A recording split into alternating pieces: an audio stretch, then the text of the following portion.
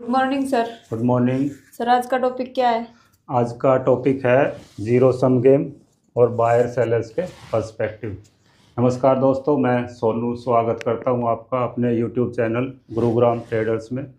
आज हम बात करेंगे जीरो सम गेम की और बायर एंड सेलर के पर्सपेक्टिव की। कई बार कहा जाता है कि ये स्टॉक मार्केट जो है ज़ीरो सम गेम है। अब ये ज़ीरो सम गेम कैसे है, इस ये एक मिथ सा बना हुआ है कि जीरो सम गेम किसी का दिया नहीं, किसी से लेना नहीं देना नहीं, कुछ नहीं, ना बाई करना सेल करना, तो वो ज़ीरो कैसे हो गया। ज़ीरो होता नहीं है। लोग कहते हैं कि ये ज़ीरो के बेस पे काम करता है, लेकिन इसको थोड़ा सा हम समझने की कोशिश करेंगे कि ये ज़ीरो सम गेम किस तरीके से चलता है। जब भी हम किसी शेयर्स की बाइंग करते हैं, किसी शेयर्स के कोई स्टॉक के शेयर लेते हैं, तो वहाँ पर एक बेचने वाला होता है और एक खरीदने वाला होता है, बायर और सेलर। बायर है हमारे पास और उसके साथ में सेलर रहता है। अब बिना सेलर के बायर नहीं, बिना बायर के सेलर नहीं। जो सेलर होता है उसने कभी ना कभी तो बाई करा ही होगा, तभी वो आज सेल कर रहा है। और जो आज बाई कर रहा है तो वो भी कभी जहाँ जाके एक जगह वो महसूस करेगा कि मुझे यहाँ प्रॉफिट हो रहा है, तो वो वहाँ पर सेल करेगा। अब बात करते हैं जीरो की। इस टॉपिक को मैं दोबारा आपके सामने लाऊंगा इसी पॉइंट से। अब बात करते हैं हम ज़ीरो सम गेम की। ये हमारा ज़ीरो सम गेम। जब भी कोई स्टॉक लिस्टेड होता है एनएससी पर, हमारे नेशनल स्टॉक एक्सचेंज जो इंडिया का दिल्ली में, उस पर लिस्टेड होता है, तो जो गवर्नमेंट रेगुलेटरी अथॉरिटी है, जो गवर्नमेंट ऑडिट सेक्शन है, वो सारे उस स्टॉक की पूरे तरीके से ऑडिट करते हैं, उसके प्रॉफिट एंड लॉस की, उसके बैलेंस शीट की। ये सारी ऑडिट करने के बाद उस पर्टिकुलर स्टॉक को शेयर अलॉट होते हैं कि आप इतने शेयर आपको हम अलॉट करते हैं। अब जब ये शेयर अलॉट होते हैं तो जो उनका प्रमोटर होता है, यानी कि जो उनका स्टॉक का मालिक होता है, यहाँ पे जो प्रमोटर होता है, सबसे ज़्यादा हिस्सा प्रमोटर के पास होता है और कुछ हिस्सा जो पब्लिक लिस्टेड करा जाता है कि पब्लिक उसमें इन्वेस्ट करे और उसको ग्रोथ मिले, वो अपने बिजनेस को बढ़ाने के लिए एनएससी पे रजिस्टर्ड करता है अपने बिजनेस को। तो पब्लिक ऑफरिंग आती है, पब्लिक ऑफरिंग आईपीओ लिस्ट करवाता है वो, तो पब्लिक का पैसा भी उस कंपनी में इन्वेस्ट करने के लिए वो ऑफर डालता है। अब जब प्रमोटर के पास, जब यहाँ पे लिस्ट हुआ, तो प्रमोटर के पास सपोज करो किसी कंपनी को या किसी स्टॉक को 1000 शेयर अलॉट हुए, 1000 शेयर अलॉट हुए। 1000 शेयर अलॉट होने के बाद, 1000 ज़्यादा भी होते हैं, 10,000 भी, 20,000 भी, लाख भी, जैसा भी होता है। 1000 ये एक एग्जाम्पल के तौर पे मैं ले रहा हूँ। 1000 शेयर अलॉट हुए, उसमें से 550 प्रमोटर को मिले और 450 शेयर पब्लिक के पास आए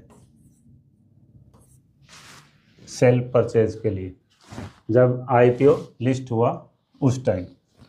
अब ये जो पब्लिक के पास आए, इस पब्लिक में भी कई तरह के लोग होते हैं। जो एक होते हैं हैवी वॉल्यूम पे बाई करने वाले, यानी कि अब 550 तो प्रमोटर के पास ही था, 450 जो स्टॉक थे वो सबके लिए दिए गए। अब सबके लिए दिए गए तो इसमें से जिसने 100 ले लिए, वो तो बहुत बड़ी वॉल्यूम ले गया अपने पास। 450 का 100% निकालेंगे तो करीब करीब 25% के आसपास, 20-25% तो वो अकेला बंदा ले गया। ऐसे ही दूसरा ने 100 ले लिए, तो ये जो होते हैं ये बड़े इन्वेस्टर होते हैं जो हैवी वॉल्यूम में बाई करते हैं। तो उसने 100 उन्होंने ले लिया, किसी ने 2 लिए, किसी के पास 5 आए, किसी के पास 10 आए, किसी के पास 15 आए, किसी के पास 30 आए, किसी के पास 20 आए। ये ऐसे ही करके धीरे धीरे धीरे धीरे ये सारे शेयर्स 450 शेयर्स बट जाते हैं पब्लिक के बीच में। अब हमारी ज़ीरो जो है वो ये है, ये ज़ीरो सम गेम यहाँ पे हम बात कर रहे हैं ज़ीरो की। ये हमारी ज़ीरो है, ये हिस्सा 550 वाला अलग है, ये हिस्सा बिल्कुल अलग है, ये प्रमोटर्स के पास है।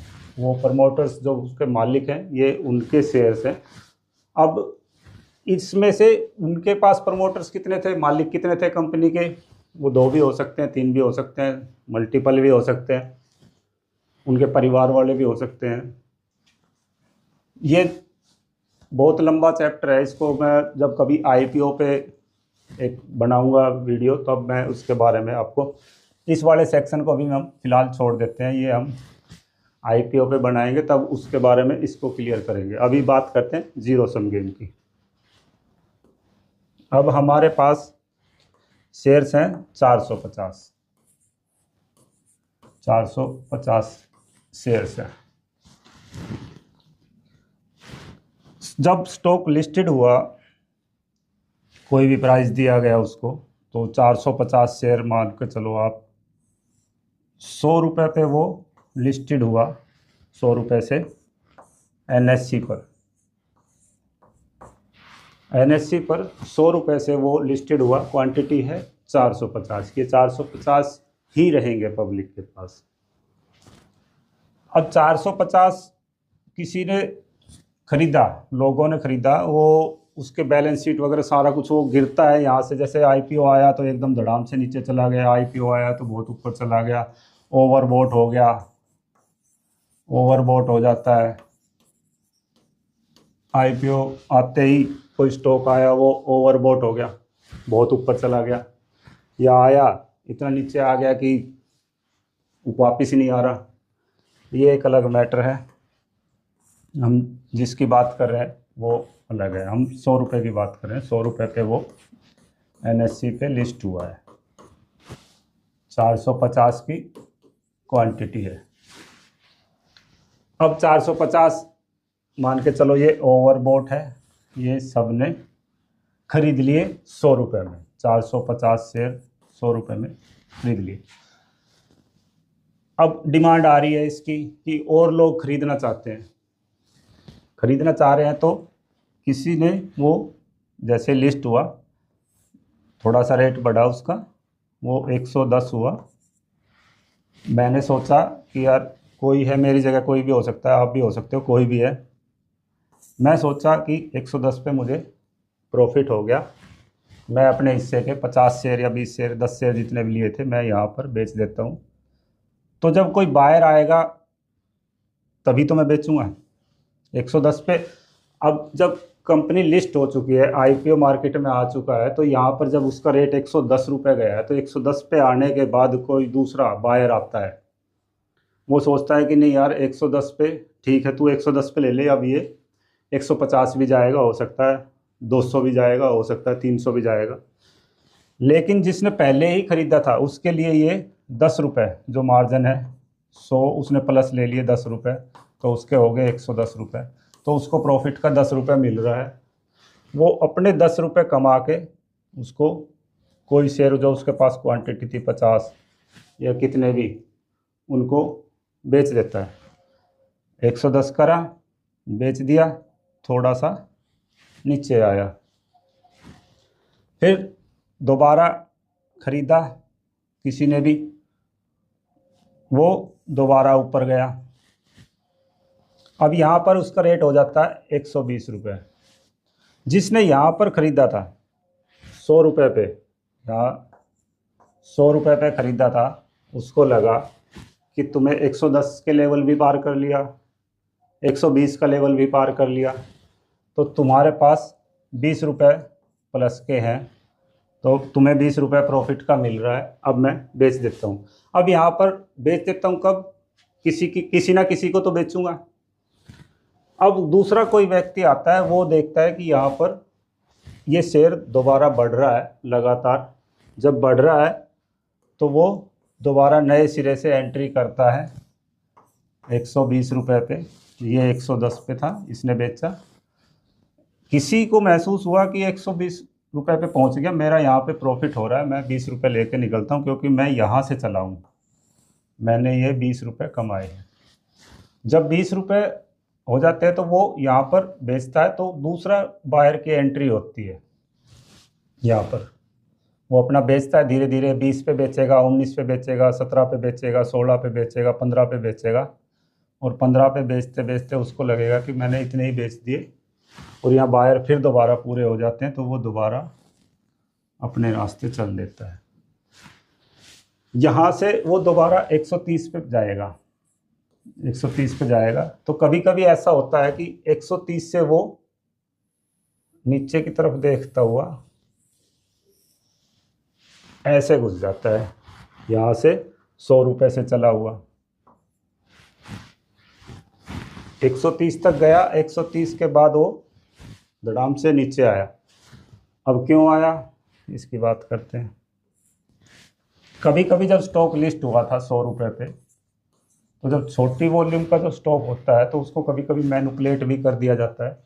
लेकिन जब हैवी वॉल्यूम का होता है तो उसमें लोग अपना प्रॉफिट बुक करते करते एक लेवल तक पहुंच के सोचते हैं कि अब हमें ये इससे ऊपर नहीं जाएगा, या ऊपर से ज़्यादा बिकवाली आ जाती है कि वहाँ से लोग बेचते ही जाते हैं कि हमने 100 रुपये पे भी कमा लिया, 130 रुपये कमा लिया, तो वो 30 रुपये कमाते ही वो नीचे आएगा।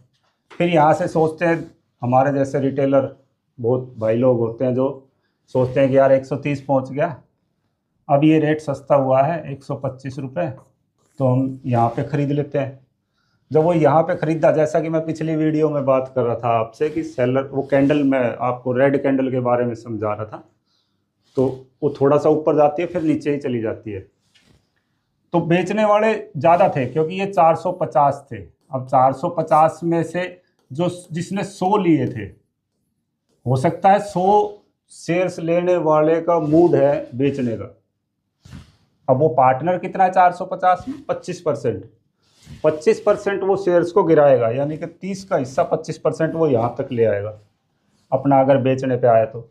अब कोई दूसरी फर्म से उसने और लिए थे 100, अब वो उससे भी बुक कर रहा है। अब जब वो उससे यहाँ बुक करेगा तो अब हमारे जैसे जो यहाँ पे घुसे 125 पे कि यार सस्ता हो गया है, 130 गया था 125 आ गया, खरीद लेते हैं, अभी और बढ़ेगा। लेकिन हमें ये नहीं पता होता कि बेचने वाला 100 क्वांटिटी वाला बैठा है, बेचने वाला टोटल 450 था, वो 100 बेच रहा है, उसमें से दूसरा और है 100 बेचने वाला, तीसरा और 100 बेचने वाला है।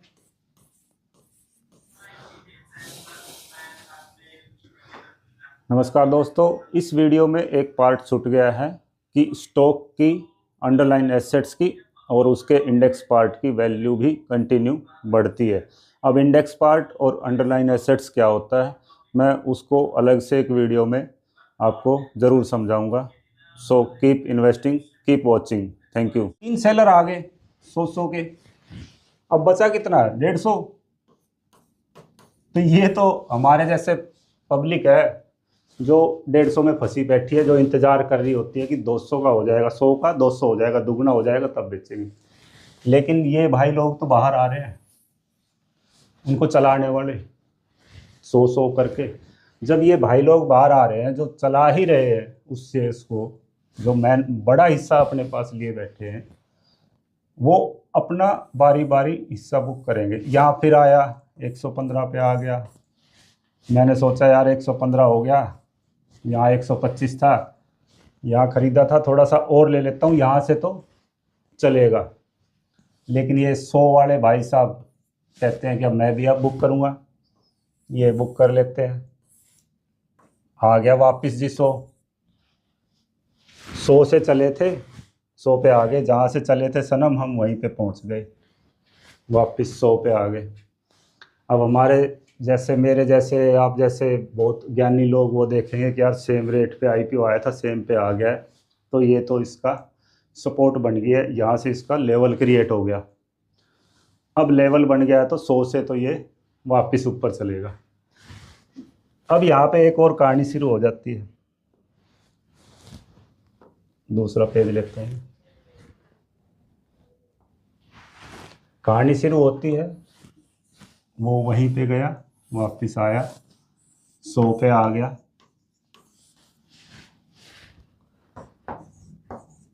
100 पे आ गया। अब इसमें से बड़े बाबूजी लोग तो निकल गए, 100 वाले तो सारे निकल गए। अब इस पे कब्जा किसने कर लिया? 10-10 वालों ने।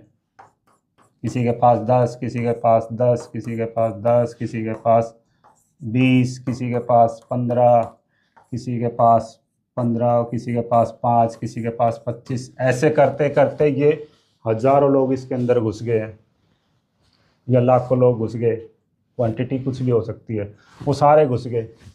अब ये सोच रहा है जिसने 10 लिए थे, यार मैंने तो 115 पे लिया था, 100 आ गया, छोड़ना, इससे ज़्यादा नुकसान नहीं लेता मैं, और बेच देता हूँ। तो कोई मेरे जैसा आया था, या आप जैसा, या कोई और बंधु आया था, वो सोचेगा 100 आ गया तो वो खरीद लेता है। तो वो जिसने 10 लिए थे वो लेके भाग जाता है अपने नुकसान को, कि 15 पे लिया था, 100 आ गया, 10 रुपये का नुकसान ले लेता हूँ, कोई दिक्कत नहीं। नए की एंट्री होती है 100 रुपये पे, कि सेम लेवल आया, तो कोई बायर, सेलर होगा तभी तो बायर आएगा।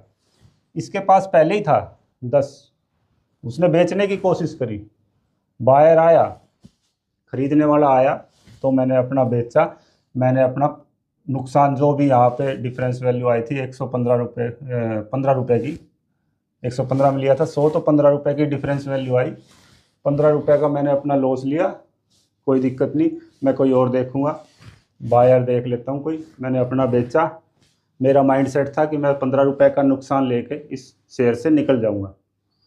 दूसरे किसी भाई का माइंडसेट ये था कि 100 पे आ गया, खरीद लेते हैं, वापस 115 जाएगा। वो 115 जा ही नहीं रहा, वो बेच के निकल गया, तू यहाँ घुसा है तो यहाँ से और नीचे चला जाएगा। वो आ गया 95 पे।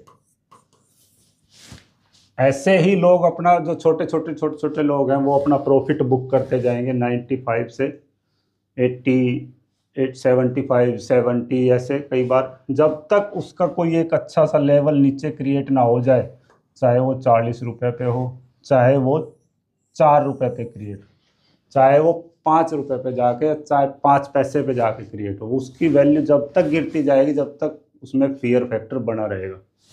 जितना फियर रहेगा उसके अंदर, उतना ही लोग भागते रहेंगे। अब यहाँ पर एंट्री होती है प्रमोटर्स की। प्रमोटर सोचता है, यार तेरे पास 550 शेयर हैं, कंपनी की वैल्यू बहुत ज़्यादा गिर गया, तुझे कंपनी को ऊपर लाना है। लिस्टेड किया था एनएससी पे फंड के लिए, लेकिन लिस्टेड होने के बाद भी वो इतना नीचे गिरा कि पब्लिक ने उस पर विश्वास खो दिया। अब वो क्या करता है कि अपने कुछ हिस्से के शेयर्स, यानी कि 50 या 45, कितने भी लगा लो, वो अपने हिस्से के 45 शेयर और दोबारा मार्केट में डालता है उस शेयर्स के अंदर, कि मैं और बेच रहा हूँ, और चाहिए तो और ले लो। क्योंकि 450 जिनके पास थे, 10 रुपये से, 5 रुपये से, 20 रुपये से, वो सब खरीदे बैठे हैं, वहाँ पे फंसे पड़े हैं, टाइम का इंतज़ार कर रहे हैं कि कब ये बढ़े, कब ये बढ़े, कब ये बढ़े। तो इसको फंड चाहिए था, प्रमोटर्स को फंड चाहिए था। फंड्स की एंट्री के लिए वो दोबारा 45 शेयर्स को दोबारा मार्केट में डालता है, और वहाँ से उसको ऊपर ले जाने के लिए कोशिश करता है। तो उसके लिए दोबारा फंड को इकट्ठा करने की कोशिश करी जाती है शेयर्स में। कभी कभी क्या होता है, मैं एक छोटी सी कहानी को इससे रिलेट करूँगा। जब हनुमान जी लंका गए थे, तो उड़ के गए थे, उड़ के जाने के बाद वो लंका में गए, वहाँ सीता माता से मिले, फिर वहाँ से लंका को जला के बर्बाद करके वापस आए थे। यहाँ पर जहाँ वो समुंदर किनारे जहाँ से उन्होंने छलांग मारी थी लंका के लिए, यहाँ से उन्होंने छलांग मारी लंका के लिए, तो सीधे उड़े। तो जो यहाँ पे भाई लोग खड़े थे, वानर सेना जो खड़ी थी, उनमें से किसी एक ने उनको अपनी शक्ति का एहसास कराया था कि आप लंका जा सकते हो, आप उड़ सकते हो, तो आप जाओ। हनुमान जी में बहुत ताकत थी, यानी कि हमारे पास बड़े बड़े इन्वेस्टर थे, ताकत थी। वो यहाँ से उड़े अपनी ताकत को लेके। बीच में राक्षस लोग आए, थोड़ा सा डाउन हुआ, वेट करा हनुमान जी ने, फिर दूसरा राक्षस आए, फिर वेट करा, उनसे लड़े, फिर राक्षस आए, फिर यहाँ से लड़े, और वो सीधा यहाँ पहुँच गए। इन भाई लोगों के पास खबर आती है कि हनुमान जी लंका पहुँच चुके हैं और अब वो सीता मैया से मिलके वापस आ रहे हैं। इन भाई लोगों को ये तो नहीं पता था ये राक्षस से लड़ाई हुई है बीच में, इनसे लड़के गए। ये यहाँ से बैठे देख रहे थे, सीधा हनुमान जी उड़े हैं, बिल्कुल सीधा गए हैं और लंका पहुँचे हैं। तो हम जैसे लोग, छोटे लोग, रिटेलर लोग सोचते हैं कि शेयर एकदम उड़ा है। हमने देखा कब, 1 महीने बाद, कि शेयर 100 रुपये पे आया था, भैया 130 रुपये हो गया। यार मैं यहाँ ले लेता तो आज 30 रुपये का प्रॉफिट हो जाता। लेकिन अब यहाँ की कहानी क्या है, यहाँ 30 रुपये का प्रॉफिट जो ये अपनी जर्नी सोच रहे हैं कि 30 रुपये का प्रॉफिट हो जाता, अगर हनुमान जी हमें भी अपने साथ ले जाते तो हम भी आज सीधे लंका में होते और वहाँ पर ना हम भी लंका को जला रहे होते। ऐसा नहीं होता, उनके अंदर क्षमता थी, आपके अंदर नहीं है, आप नहीं जा सकते, वो चले गए। अब हनुमान जी को यहाँ पे करना क्या था, यहाँ पे आग लगानी थी, फायर करना था। यहाँ पे आग लगाई, पूरे दबा के यहाँ पर आग लगाई, और उन्होंने सीता मैया से मिले, अपने प्रॉफिट को बुक करा, यानी कि उनसे आशीर्वाद लिया। मेरी हिंदी थोड़ी सी ऐसी है, आशीर्वाद लिया, अपने 30 रुपये को लिया और वापस यहाँ पर आ गए। जब वो वापस आए तो उन्होंने थोड़ा बहुत कहीं विश्राम भी करा होगा। हमें क्या पता है, हमें सीधा पता है हनुमान जी वहाँ पर गए थे, अब यहाँ पर वो वापस आ गए। अब हमें दोबारा वहाँ पर जाना है, यानी कि हमें दोबारा उसी 130 रुपये के टारगेट पे जाना है। अब हनुमान जी उड़ के नहीं जाएंगे, क्योंकि अब वो राम जी के साथ जाएंगे, यहाँ से भगवान को लेके जाएंगे, प्रॉफिट को या जो भी कुछ है। तो अब उनको पैदल चलना है, धीरे धीरे धीरे धीरे धीरे धीरे धीरे धीरे धीरे धीरे चल रहे हैं, चल रहे हैं, चल रहे हैं, चल रहे हैं। कुछ लोग राम जी के जहाँ से जहाँ राज किया था दशरथ, महाराजा दशरथ के पास, उनके भाइयों के पास बैठे हैं। उनको खबर लग रही है कि राम जी लंका पहुंच गए भाई। अब इनको बेचैनी है कि राम जी भी लंका पहुंच गए, तुम भी वहां होते तो तुम भी रावण को मार के आते। तो आ गए नए लोग। थोड़ा सा रिलेट कर रहा हूं, तो आप कोशिश करना सीखने की। ये वीडियो सिर्फ लर्निंग के लिए है, इस कहानी का मतलब नहीं है कुछ, लर्निंग है, सिर्फ लर्निंग है, मजाक नहीं है, सिर्फ लर्निंग है। ये लेवल है, ये 130 रुपये था। अब जब भगवान साथ चले हैं तो वो 130 पे थोड़ी छोड़ेंगे उसको। और बीच में 1-2 अच्छे इन्वेस्टर आ गए, लेके चले हैं उसको, तो 150 तक ले आएंगे उसको, क्योंकि पब्लिक भी है साथ में, अब वानर सेना भी है साथ में, भगवान भी है साथ में, लेवल ने भी काम करा है यहाँ पर। तो अब तो चलेंगे ना, 130 से जाके 150 तक तो पहुँचे कम से कम। लेकिन ये जो सेना ने यहाँ देखा था कि 130 रुपये गया है वो एक महीने में ही, तो उसको तो भैया हनुमान जी ले गए थे। अब हनुमान जी चलेंगे पैदल पैदल, धीरे धीरे। अब बात करता हूँ बायर और सेलर्स की। हमने बाई करा 100 रुपये में। एक वार्नर ने यहाँ से पत्थर उठाया, वो सीधा वहाँ नहीं लेके जा रहा, एक चेन बनी थी पूरे सेतु पे। एक वार्नर ने पत्थर दिया दूसरे को, दूसरे ने दिया तीसरे को, ऐसे देते देते देते वो आगे चल रहे थे, तो पूरी वहाँ तक एक चेन बनी थी। एक दूसरे को पत्थर देते हुए गए थे, तो लास्ट वाला उसको रखता गया था। ऐसे ही स्टेप बाय स्टेप एक दूसरे को पत्थर पकड़ाते वो आगे चलते रहे। अब वो पत्थर पकड़ा रहे थे तो प्रॉफिट क्या था? प्रॉफिट था राम का आशीर्वाद, राम जी का आशीर्वाद उनको यहाँ पे मिल रहा था। यहाँ पर राम जी का आशीर्वाद उनको मिल रहा था क्योंकि उनके साथ भगवान चल रहे थे। यहाँ फिर उनको राम जी का आशीर्वाद मिला कोई लेवल पे, फिर मिला, ऐसे ही धीरे धीरे धीरे धीरे वो आगे पहुँचे।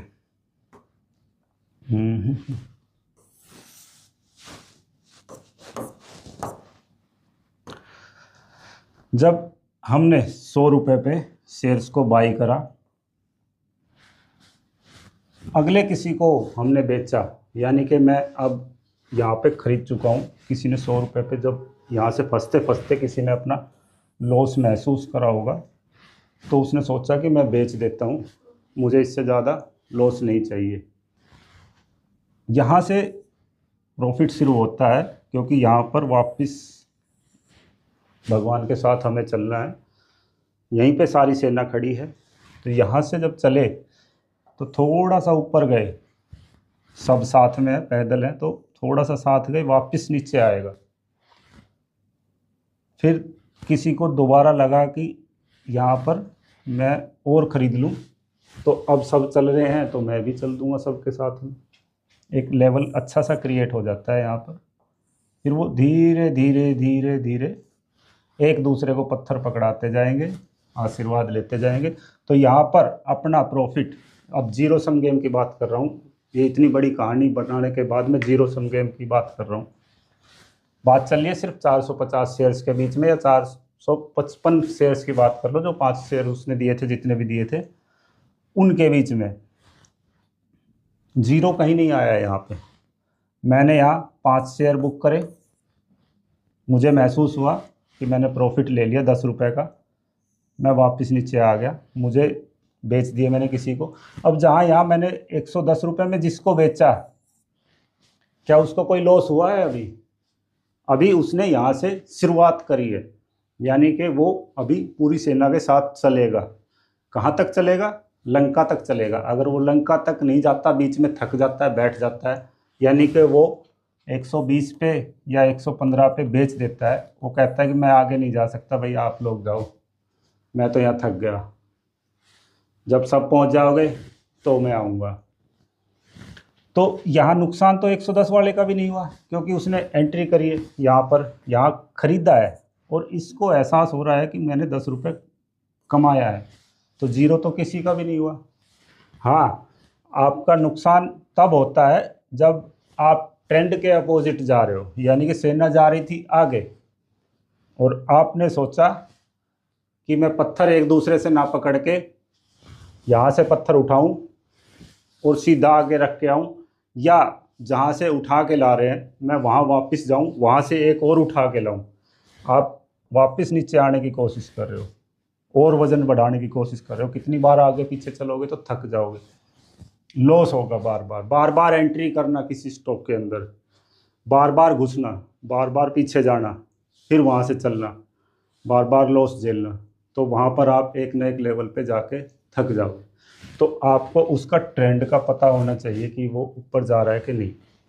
यहाँ जीरो कहीं भी नहीं आ रहा। इसने अपना यहाँ 10 रुपये बुक करे, बाइक नीचे करा, सेल हुआ, बेचा, 109 पे बेचा, 8 पे बेचा। किसी को लगा 108 मेरे लिए सही है, किसी को लगा 107 मेरे लिए सही है, तो जीरो कहाँ हुआ? उसने अब 110 के बाद वो चला गया 115 ये वाले लेवल पे। अब 5 रुपये का यहाँ प्रॉफिट है, जीरो तो यहाँ भी नहीं हुआ। इन्होंने इस 5 रुपये की जर्नी को लिया। अब 115 से फिर लोगों ने प्रॉफिट बुक करा, तो किसी को लगा कि यार 110 पे सही है ये, किसी को लगा 109 पे सही है, किसी को लगा 112 पे सही है, जहाँ भी लेवल क्रिएट हुआ हुआ वहाँ से दोबारा चला, तो उन्होंने दोबारा बुक करा, तो उसको फिर 120 पर वो ले गए। ऐसे ही ये धीरे धीरे धीरे धीरे धीरे धीरे मल्टीपल लेवल क्रिएट करता हुआ वो 150 पे पहुंचेगा, और जब उसका 150 पे पहुंच जाएगा तो वहाँ से दोबारा सेलिंग आएगी। यानी कि बड़े टाइम फ्रेम पे हमें चेक करना है कि वहाँ पे कहाँ पे पॉइंट बना हुआ है सेलिंग का। छोटे टाइम फ्रेम में हम जा रहे हैं कमाते हुए, बड़े टाइम फ्रेम को जरूर चेक करना है। यानी कि लंका का हमें ध्यान रखना है, लंका में जाके जलना नहीं है, मरना नहीं है, उससे पहले हमें निकलने की कोशिश करनी है। कुछ लोग आए थे पीछे से चल के, जो दूसरे राज्य से आए, चलो राम जी की मदद करेंगे। राम जी क्या मदद करोगे, राम जी यहाँ से जीत के वापस जा रहे हैं। उन्होंने रावण का वहाँ पे दहन कर दिया, या वहाँ से उनको मारा। अब कुछ लोगों को खबर चली कि राम जी ने रावण का तीर मार के वध कर दिया। तीर चलाया राम जी ने सीधा और रावण के लगा। ये बैठे थे रावण, तो रावण का वध कर दिया। क्या ये एक ही तीर से वध कर दिया? एक तीर से कभी वध नहीं हुआ राम का। उसके बीच में जो उनकी सेना लड़ी, उनके राम के लड़के को मारा, राम के भाई रावण के भाई को मारा, रावण के लड़के को मारा, इन सबको मारने के बाद तब जाके राम का रावण से सामना हुआ था। और उसमें भी काफ़ी युद्ध चला था, जिसमें रावण ने अपनी माया दिखाई थी, अपने राम जी को बिल्कुल लास्ट लेवल पर ले जाके तब उन्होंने तीर मारा था, तो वो तब वहाँ पे वध हुआ था। तो ये सारी सेना की यहाँ से लड़ाई चलती चलती चलती चलती चलती जा रही है। तो रावण को जीतने के बाद क्या राम जी लंका में रुक गए थे? सारी सेना गई, वहाँ काम हुआ, स्टॉक की मूवमेंट हुई, अच्छी मूवमेंट हुई, अपने टारगेट पे पहुँचा, 150 रुपये पे पहुँचा। तो क्या राम जी यहाँ पे रुकेंगे? नहीं रुकेंगे, वो वापस अपने राज्य को आएंगे। प्रॉफिट क्या हुआ? सीता मैया को साथ लाए थे और अपनी लाज बचाई थी।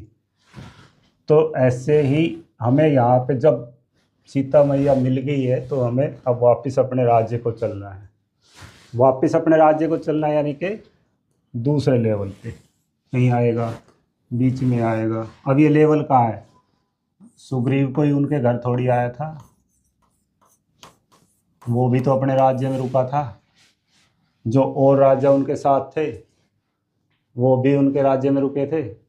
तो ऐसे ही ये क्रिएट करते करते लेवल स्टॉक वापस अपने नीचे आता है। कभी भी एकदम किसी के अंदर स्टॉक के अंदर नहीं घुसना चाहिए। वहाँ पर राम के भाई को पता लगा था रावण का वध हो गया, तो वध ऐसे नहीं हुआ, वो टाइम लेवल क्रिएट करते करते वो धीरे धीरे धीरे धीरे वापस आता है। तो यहाँ जीरो कहीं नहीं है। सॉरी, शायद वीडियो लंबी हो रही है, कोई नहीं, देखेंगे। यहाँ जीरो कहीं भी नहीं हुआ, किसी का भी जीरो नहीं हुआ। 110 वाले को 120 रुपये मिले, किसी को 110 में अच्छा लगा तो उसने यहाँ से बाई करा।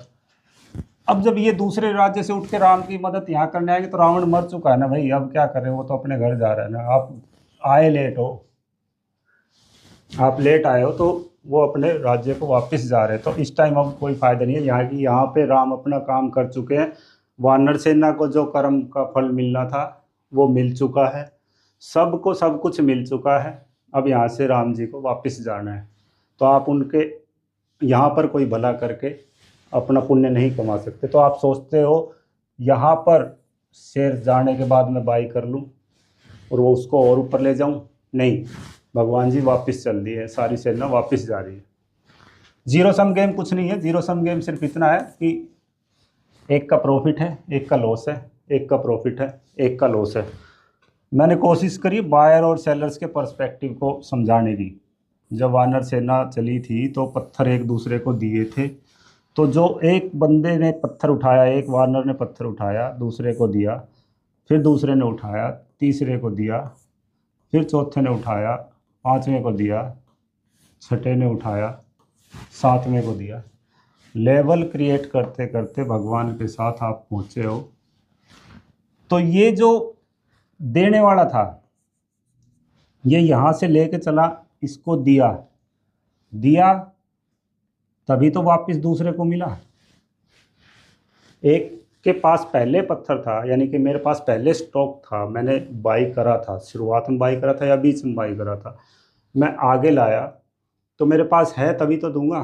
जब है तो मैं कहाँ देना चाहता हूँ, मैं 2 कदम आगे देना चाहता हूँ या 2 कदम पीछे देना चाहता हूँ। जो वहाँ पे वानर अवेलेबल है या वहाँ पे जो भी बायर अवेलेबल है वो किसी भी रेट में लेना चाहता है, तो मैं ऐसे थोड़ी, तुम यहाँ खड़े हो, वहाँ खड़े हो, तुम तो दूर हो, मैं वहाँ नहीं जा सकता, मैं एक अपने दूर तक हाथ बढ़ा सकता हूँ, तो तुम्हें वापस नीचे आना पड़ेगा, मैं यहाँ पे तुम्हें पकड़ाऊँगा, यानी कि मैं अपने रेट पे तुम्हें लाऊँगा, 110 रुपये पे लाऊँगा। 110 रुपये पे आपको लेना है तो लो, क्योंकि मैं बेचने वाला हूँ, सेलर मैं हूँ, पत्थर मेरे पास है, आप वहाँ खड़े होकर नहीं पकड़ सकते उसको। तो वापस आप सोच रहे हो कि मैं यहाँ 109 पे बाई कर लूँ या 107 पे बाई करूँ, नहीं, सेलर चाहता है 110 पे बेचने की, वो यहाँ पे खड़ा है, तो आपको 110 पे ही बाई करना पड़ेगा। काफ़ी कुछ है सीखने के लिए। जब मैं ऑप्शंस का समझाऊंगा आपको, हेजिंग वगैरह समझाऊंगा, काफ़ी चीज़ें समझाऊंगा, तब इन चीज़ों को भी मैं को रिलेट करूंगा, तो आपको समझ में आएगा कि ये कैसे एक दूसरे के साथ जुड़ी हुई है। उम्मीद करता हूँ ये वीडियो अच्छी लगी होगी। जीरो सम गेम कहीं नहीं है, एक दूसरे का प्रॉफिट है, एक का प्रॉफिट है तो दूसरे का लॉस है, दूसरे का लॉस है तो अगले का प्रॉफिट है, एक दूसरे के साथ चलते हैं। जीरो कहीं नहीं होता स्टॉक। जीरो तो जब स्टॉक डेड हो जाता है तब जाके होता है, जब कभी एनएससी उसको डिस्क्वालीफाई कर दे, एनएससी वहाँ से हटा दे कि भाई अब ये उनकी कंडीशन के अंदर नहीं रहता, तो वहाँ स्टॉक को अनलिस्टेड कर दिया जाता है। ज़ीरो वहाँ होता है और कहीं ज़ीरो नहीं होता। एक का प्रॉफिट है, एक का लॉस है, ये ऐसे ही चलता रहता है। और every seller has to a buyer, every buyer has to a seller, दोनों एक दूसरे के साथ जुड़े हुए हैं। अब बायर और सेलर्स के पॉइंट से आपको समझ में आया होगा। मैं पिछली वीडियो पे जाने की बात करूँगा। सबसे पहली वीडियो जो हमें पार्ट 1 की बनाई थी, वो मैंने बनाई थी ग्रीन कैंडल्स की। थोड़ा सा याद करने की कोशिश कीजिए, हो सकता है आप कोरिलेट करेंगे चीज़ों को।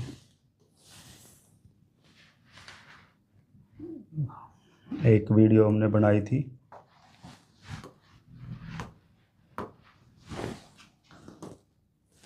सॉरी,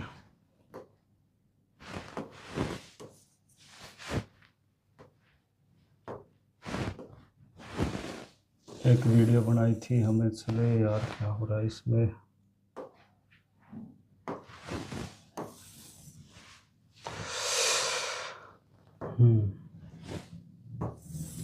एक वीडियो हमने बनाई थी रेड कैंडल की।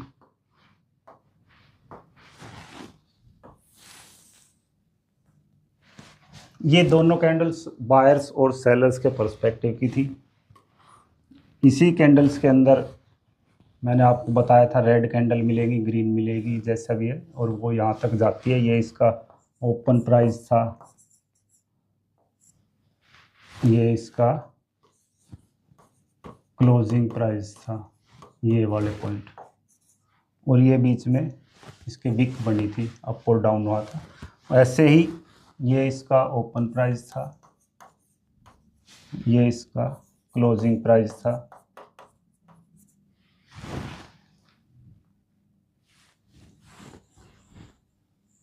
अब इसके बाद क्या होगा वो भगवान जाने क्या होगा। हो सकता है बड़ी कैंडल बनेगी, हो सकता है छोटी कैंडल बनेगी, तो हो सकता है एक यहाँ पे ग्रीन कैंडल बने या एक रेड बने। तो वही चीज़ है जो मैंने आपको अभी समझाई जीरो सम गेम की। यहाँ से चले थे, अपना प्रॉफिट बुक किया, यहाँ पर अपना प्रॉफिट बुक करा, वापस यहाँ पे क्लोज कर दिया। ये ग्रीन कैंडल ऊपर गई थी, रेड कैंडल नीचे आई थी। इन दो कैंडल्स के समझाने के बाद मैं आपको और कैंडल्स समझाऊंगा। बायर सेलर्स का पर्सपेक्टिव मैंने समझाया, जैसा कि मैंने अपनी पिछली वीडियो में आपसे वादा किया था कि मैं थोड़ा सा जीरो सम गेम के बारे में समझाऊँ। जीरो सम गेम एक बहुत बड़ा वास्ट चैप्टर है, समझाने लगूंगा तो बहुत टाइम लग जाएगा, हो सकता है वीडियो अभी बहुत लंबी हो चुकी है, तो मैं इसको यहाँ पे क्लोज करने की कोशिश करूँगा। जीरो सम गेम एक बहुत बड़ा चैप्टर है जिसको समझाने के लिए माइंड सेट होना ज़रूरी होता है और साइकोलॉजी का साथ होना ज़रूरी होता है। बायर सेलर्स के पर्सपेक्टिव जितना मैं थोड़ा सा एक एग्जांपल दे के भी आपको समझाने की कोशिश करी, तो ये बायर और सेलर्स के पर्सपेक्टिव को मैंने समझाया।